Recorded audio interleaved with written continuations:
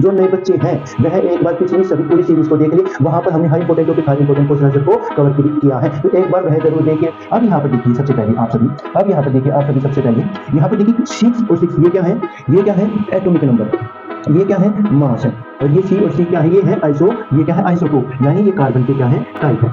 ठीक है, समझ गया। यहाँ पर देखिए डिफरेंट मास नंबर, जो मास नंबर भी क्या है डिफरेंट है, और ऊपर की ओर लिखे जाते हैं मास नंबर, और जो क्या है सेम एटॉमिक नंबर, जो एटॉमिक नंबर भी क्या है डिफरेंट एलिमेंट, जो एलिमेंट होंगे वे भी अलग अलग होंगे, जो एटॉमिक नंबर होगा वे भी क्या होगा अलग अलग होगा, और बट सेम मास नंबर, जो मास नंबर है वह क्या होगा सेम होगा। बात आपको समझ में atomic number equal to proton, जितने एटॉमिक नंबर होंगे उतने क्या होंगे प्रोटॉन, तो सबसे पहले हमें आंसर मिल गया कि प्रोटॉन हमारे पास कितने 11। दूसरी बात प्रोटॉन इक्वल टू इलेक्ट्रॉन, ये दोनों एक दूसरे के इक्वल है, यानी जितने प्रोटॉन होंगे उतने कितने होंगे उतने इलेक्ट्रॉन होंगे, यानी प्रोटॉन 11 है तो इलेक्ट्रॉन भी हमारे पास क्या हो जाएंगे 11। अब बात रह गई न्यूट्रॉन की। हेलो फ्रेंड्स, आप सभी का स्वागत है हमारे YouTube चैनल यानी स्टडी विद फन पर। आप सभी खुश होंगे, स्वस्थ होंगे, साथ ही साथ व्यस्त होंगे, और आप सभी को मैं बहुत बहुत बधाई देता हूं, क्योंकि आज हम पूरी केमिस्ट्री का निचोड़ करने जा रहे हैं। पूरी केमिस्ट्री को आज हम कंप्लीट करने जा रहे हैं, यानी हर इंपॉर्टेंट टॉपिक, हर इंपॉर्टेंट क्वेश्चन आंसर, और साथ ही साथ रिवीजन के हम कंप्लीट आज इस केमिस्ट्री को कवर कर देंगे। यानी आज हम लेकर के आ गए हैं केमिस्ट्री का लास्ट चैप्टर का लास्ट पार्ट, जो कि आपके एग्जाम्स में आ सकता है, जो कि बहुत ही महत्वपूर्ण है आपके एग्जाम्स के लिए। और आपको मैं बता दूं कि जैसे कि आप सभी को पता है कि हर इंपॉर्टेंट टॉपिक, हर इंपॉर्टेंट क्वेश्चन आंसर को हम, और वो भी साथ ही साथ रिवीजन के, हम पूरी केमिस्ट्री को कवर कर देंगे आज, क्योंकि ये हमारा लास्ट पार्ट है। तो यहाँ पर बात आती है कि अब हम आगे क्या करेंगे। अब हम आगे करेंगे जो टॉपिक मुश्किल है उन पर मैं रेगुलर वीडियो अपलोड करूंगा, इसकी ट्रिक की बहुत सारी ट्रिक मैं अपलोड करने जा रहा हूं, यानी जैसे कि how to learn valency, how to learn atoms, यानी और न्यूमेरिकल कैसे सोल्व करें, और न्यूमेरिकल पे भी सेपरेट वीडियो, जिन जिन चैप्टर में numerical type, mathematical type questions आते हैं उन्हें भी हम सेपरेट वीडियो में आगे जाके आप कवर करेंगे, और उन पे भी ट्रिक बनाएंगे कि इन्हें ट्रिक से जल्द कैसे सोल्व कर सकते हैं। और आप सभी से मैं विनती करता हूं कि वीडियो को बिल्कुल भी स्किप मत करना, वीडियो को बिल्कुल भी स्किप मत करना। जब वीडियो का एंड आएगा, जब लास्ट एंड में, मैं गारंटी देता हूं कि आपको बिल्कुल भी डाउट नहीं आने वाला है।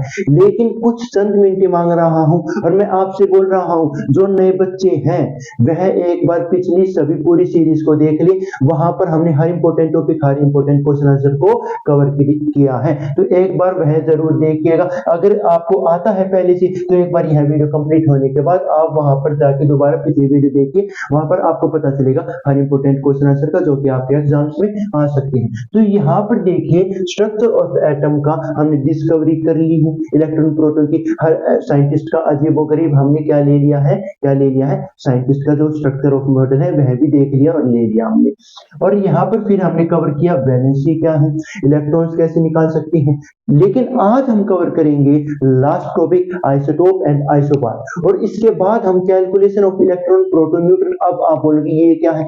जिस प्रकार हम एक ऑर्बिट में कितने इलेक्ट्रॉन है किस तरीके से पता लगा रहे थे 2n² फॉर्मूले के द्वारा, ठीक उसी प्रकार पूरे एटम में कितने इलेक्ट्रॉन, प्रोटॉन, न्यूट्रॉन प्रेजेंट है उसको हम यूज करेंगे यहाँ पर, यानी मतलब उसके बारे में भी हम जानेंगे कि किस प्रकार हम एक एटम के अंदर कितने सारे न्यूट्रॉन, प्रोटॉन, इलेक्ट्रॉन प्रेजेंट है, वह कैसे जानेंगे उसको भी वे लेकिन आखिरी में कवर करेंगे। यहाँ पर देखिए आइसोटोप्स क्या है। आइसो का मतलब है डिफरेंट। आइसो का क्या मतलब है, डिफरेंट मतलब है।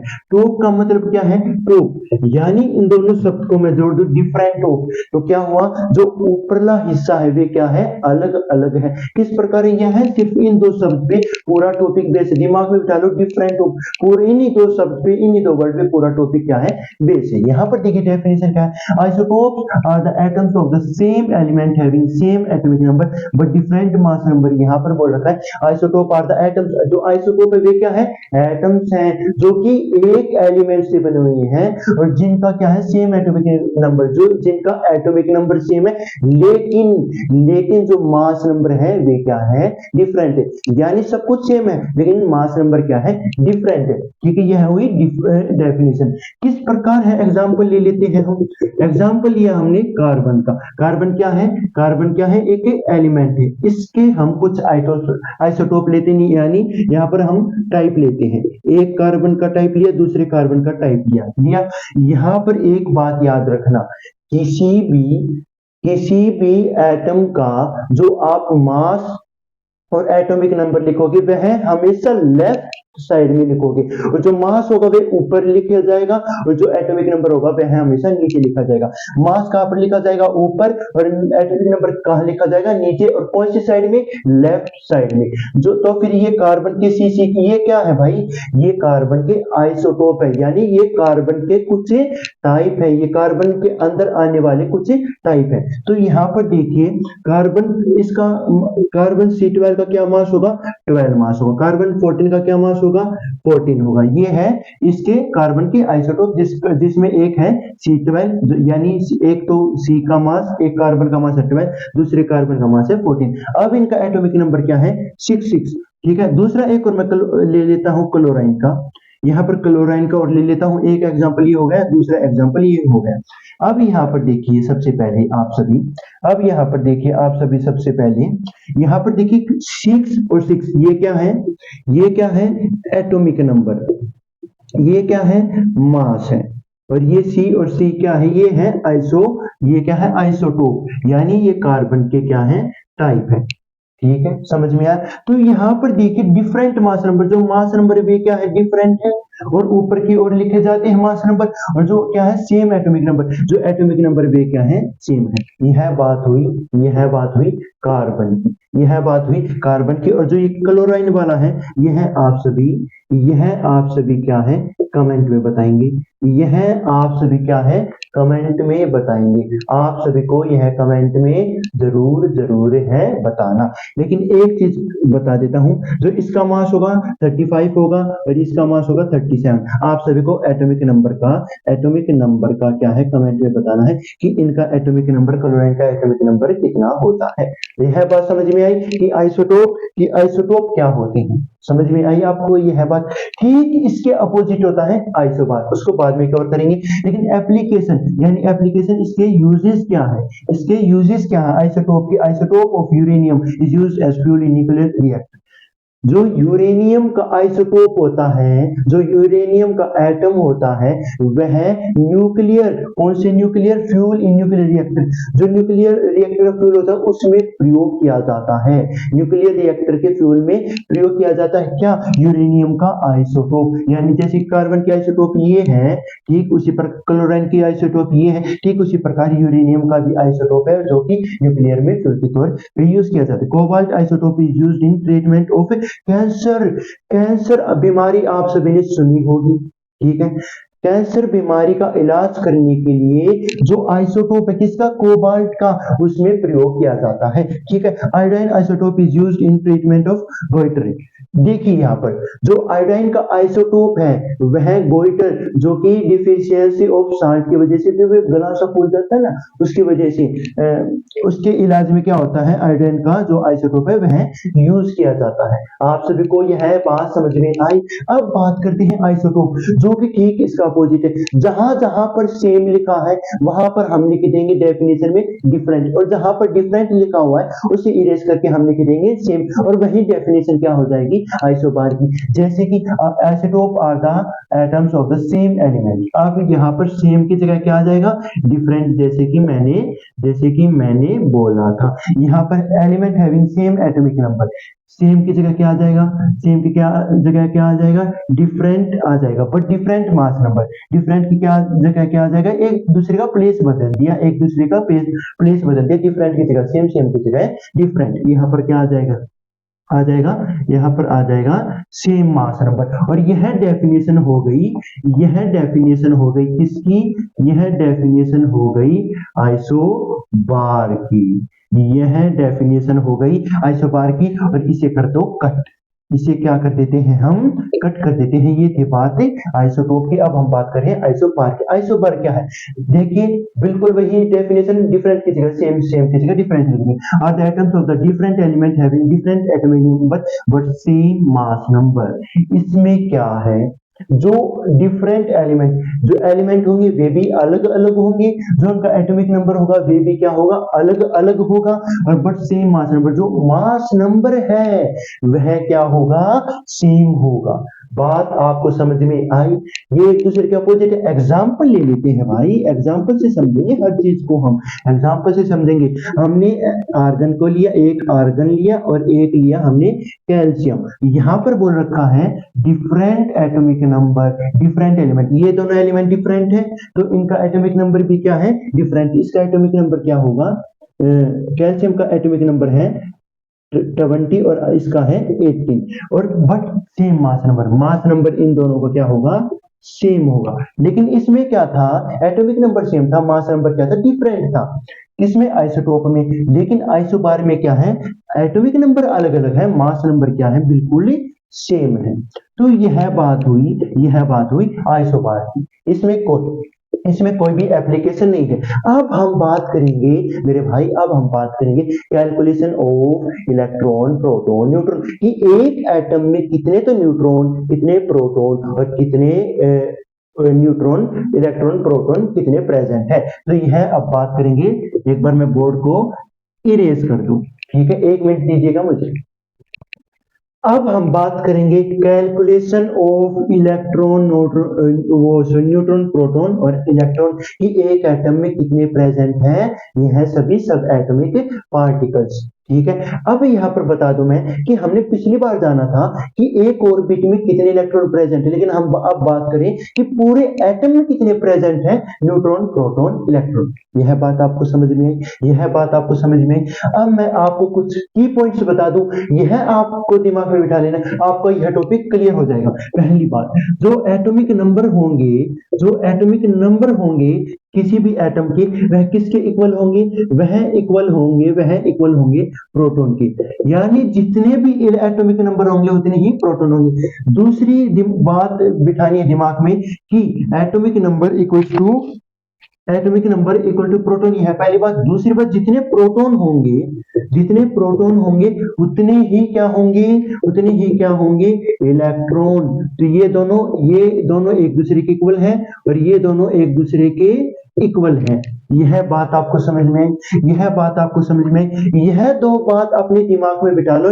अब बात रहेगी न्यूट्रॉन। अब भाई ये सब कुछ हमें पता चल गया, आप क्या निकालना, सिंपल सी बात, अब हम इजीली निकालेंगे क्या, न्यूट्रॉन। अब देखिए जैसे कि हमारे पास एक है, क्या है, एटम है। अब उसका मास है 23। जैसे कि मैंने बोला था लेफ्ट साइड में ऊपर की तरफ तो मास लिखा जाएगा, लेफ्ट साइड में नीचे की तरफ क्या लिखा जाएगा, एटॉमिक नंबर। और इसका एटॉमिक नंबर क्या है, 11। ये क्या है हमारा पहला एग्जांपल, एटॉमिक नंबर क्या है, 11। अब देखिए एटॉमिक नंबर क्या है, अब यहां पर मैं बोल दूं प्रोटॉन कितने हैं, इलेक्ट्रॉन को हम इसी प्रकार प्रेजेंट करते हैं ना। तो इलेक्ट्रॉन कितने हैं, और बात रह गई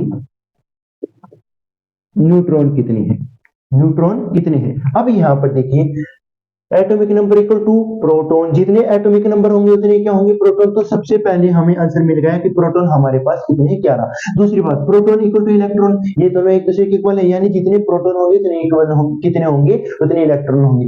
यानी प्रोटॉन 11 है तो इलेक्ट्रॉन भी हमारे पास क्या हो जाएंगे, 11। अब बात रह गई न्यूट्रॉन की। अब आप सभी से मैं एक बात बता दूं, proton is heavier than electron. यह बात मैं पार्ट 1 में बताता, लेकिन मैंने उस समय मैंने इसलिए नहीं बताई क्योंकि उस पे कोई ज्यादा गौर नहीं देने वाली बात नहीं थी। लेकिन बात आई है अब, जो इलेक्ट्रॉन का मास होता है वह इतना कम होता है कि हम उसे नेग्लेक्ट कर देते हैं, उसे हम नजरअंदाज कर देते हैं, बिल्कुल कम होता है। जब हम इतना कम होता है तो उसे नेग्लेक्ट कर देते हैं, नजरअंदाज कर देते हैं, तो फिर जरूरत ही क्या है उसके बारे में बोलने की। तो यहाँ पर देखिए हमारे पास एक क्या है, ये एटम है, बीच में क्या है, न्यूक्लियस के अंदर प्रोटॉन और न्यूट्रॉन रहते हैं और बीच में चक्कर लगाते हैं इलेक्ट्रॉन। अब आप बात बताओ, इलेक्ट्रॉन का तो हमें कोई जिक्र भी नहीं करना है, इलेक्ट्रॉन की कोई बात नहीं, क्योंकि इसका मास क्या है, बिल्कुल ही कम होता है। ठीक है, अब बात रह गई जो अब यहाँ पर देखिए न्यूक्लियस के अंदर प्रोटॉन न्यूट्रॉन। अब बात बोलो मैं यहाँ पर, जो मास है, मास ऑफ एटम किसके इक्वल होगा, जो मास है एटम का, ये क्या है डिब्बी की शेप में एटम, जो ये मास एटम का किसके इक्वल होगा, यह मास होगा न्यूक्लियस के इक्वल, मास ऑफ न्यूक्लियस। क्यों होगा? क्योंकि इलेक्ट्रॉन को तो हम जानते ही नहीं, क्योंकि उसका मास बिल्कुल क्या है, कम है। ठीक है, ये इलेक्ट्रॉन को तो बिल्कुल भूल जाओ, उसका तो मास होता ही नहीं है। अब भाई एक बात बताओ, न्यूक्लियस के अंदर क्या होता है, प्रोटॉन और न्यूट्रॉन। तो फिर भाई मैं यह भी तो बोल सकता हूँ mass of atom equal to mass of a proton plus neutron. बात तो वही है ना, क्योंकि न्यूक्लियस के अंदर ही तो ये दोनों आते हैं। न्यूक्लियस में प्रोटॉन और न्यूट्रॉन की वजह से तो जो मास है इन दोनों की वजह से तो है। तो मैं इसे ऐसे लिख दूं या फिर ऐसे लिख दूं, बात तो सेम ही रहेगी ना। अब यहाँ पर देखिए, mass of atom equal to mass of proton equal to plus neutron. अब यहाँ पर देखिए मास ऑफ एटम, यानी मैं न्यूमेरिकल सॉल्व करते समय मास ऑफ एटम की जगह लिखता हूँ मास ऑफ नंबर। ठीक है, mass of number, mass of proton, mass of proton, M का मतलब प्रोटॉन, और mass of neutron, mass of neutron. अब यहां पर देखिए हमें मास ऑफ नंबर कितना है, 23। हमारे पास मास कितना है, 23 है। तो यहां पर मैं लिख देता हूं 23। मास ऑफ प्रोटॉन कितना है, प्रोटॉन कितना है, हमारे पास 11 है। ठीक है, और मास ऑफ न्यूट्रॉन हमें क्या निकालना है, ना ये तो अगर मैं इसे इस तरफ ले लूं तो ये क्या हो जाएगा, माइनस में आ जाएगा। अगर यह माइनस में आ गया तो क्या रह गया, न्यूट्रॉन का तो आंसर निकल आएगा, यानी 23 में से 11 माइनस करूंगा तो हमारे पास क्या आ जाएंगे, 12 न्यूट्रॉन आ जाएंगे। बात समझ में आई आप सभी को? हमारे पास क्या आ जाएंगे, 12 न्यूट्रॉन। भाई सिंपल सी बात है, जो प्रोटॉन इलेक्ट्रॉन तो हमें इसी से ही मिल जाएंगे। ठीक है, क्योंकि ये इसके इक्वल है और ये इसके इक्वल है। अब बात रहेगी न्यूट्रॉन की बात रहेगी, जो मास है उसमें से हम माइनस कर देंगे प्रोटॉन। जो मास है हमारे पास, जो मास है उसमें से हम क्या माइनस कर देंगे जितने प्रोटॉन है, इसे कर दो सब्ट्रैक्ट। हमारा आंसर क्या निकलाएगा, न्यूट्रॉन का। यही तो काम किया है हमने। देखो मास of number, mass of proton plus mass of neutron. यहाँ पर देखिए कितना था, प्रोटॉन 11 और मास ऑफ नंबर कितना था, 23। तो यहाँ पर देखिए जब मैंने मास में से प्रोटॉन माइनस कर दिया, ये मास में से प्रोटॉन माइनस कर दिया, तो हमारे पास क्या आ जाएगा, न्यूट्रॉन। अब यहाँ पर न्यूट्रॉन निकल तो आए। यह बात बिठा लेना कि atomic number equal to proton electron, और मास में से प्रोटॉन माइनस कर दो, आंसर निकलाएगा न्यूट्रॉन का। आप सभी को यह बात समझ में आई? तो सबसे पहले आपसे मैं यह बात बता दूं कि इसमें से भी बहुत ज्यादा चांस है कि आपके एग्जाम्स में आ सकता है, जो मैंने कमेंट के लिए दिया था आपसे, वह कमेंट में जरूर बताना। ऐसा ना हो कि आप कमेंट करके न बताएं। और अगर आपको वीडियो पसंद आई तो आप सभी लाइक करना, सब्सक्राइब करना और शेयर तो करना ही करना, क्योंकि और को भी एग्जाम्स में ज्यादा अच्छे नंबर आने चाहिए। कभी अपना खोजा निकाल लो। तो दोस्तों मैं आप सभी से विनती करता हूं कि जो अगली वीडियो में अपलोड करूं, यानी जो ट्रिक की और जो न्यूमेरिकल टाइप क्वेश्चंस की, वह जरूर देखिए, क्योंकि वह आपके लिए बहुत फायदेमंद रहने जा रही है। और मैं आप सभी को बधाई देता हूं कि आज हमने पूरी केमिस्ट्री को कंप्लीट कर लिया है। हर इंपॉर्टेंट टॉपिक, हर इंपॉर्टेंट क्वेश्चन आंसर को कवर कर लिया है, जिससे अब आपके एग्जाम से उससे बाहर नहीं आएगा। बस ट्रिक और न्यूमेरिकल टाइप क्वेश्चन देख लेना, आप उससे बाहर अब आपका बिल्कुल भी केमिस्ट्री से नहीं आएगा। और जो बच्चे नए आए हैं, एक बार पिछली वीडियो भी देख लेना। Thank you. आज की क्लास खत्म।